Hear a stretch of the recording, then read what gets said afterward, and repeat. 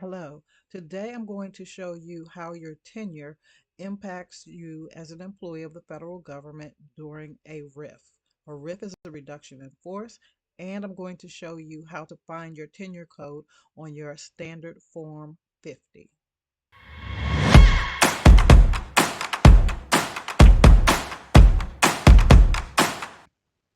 We are going to begin our research on opm.gov. In the search engine, we've put in the words reduction in force. We're going to select the very first option that we see, and this gives us a brief overview of what a reduction in force is, and it tells us that the four factors that are used to determine how an employee is released are tenure of employment, veterans preference, length of service, and performance ratings. Today we're going to take a look at tenure. So we're going to go back one step and we're going to add in tenure. And we are going to select this option. Now, this explains that tenure is determined by a code.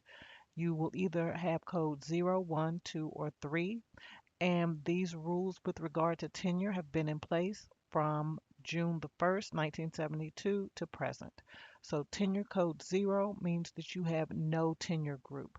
These are for employees that are temporary, or they are SES or otherwise not covered in tenure groups 1, 2, or 3 for RIP purposes.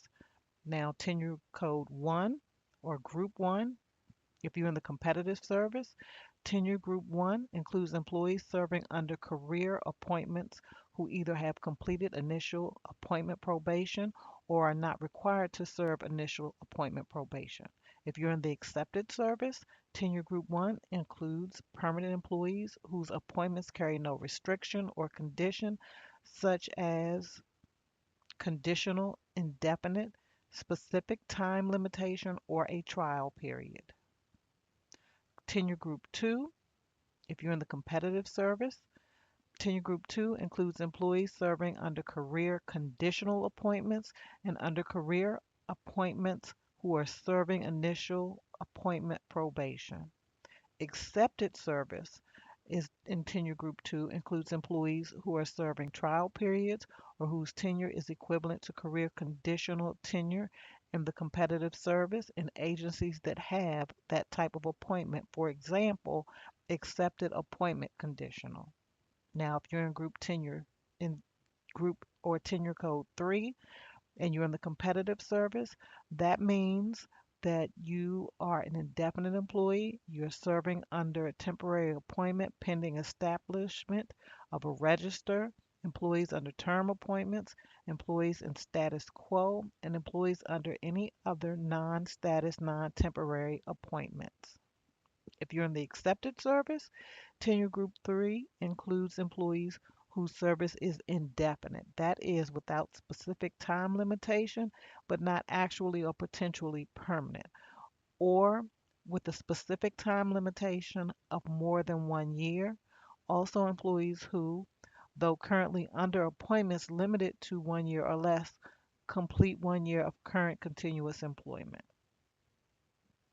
So it appears that tenure group 1 is the ideal situation. If you are a federal employee in the competitive service, tenure group 1, it means you're a career employee.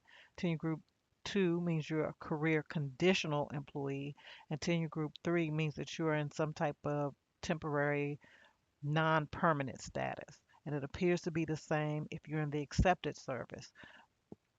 So tenure group 1 is the one that it appears that has the most rights.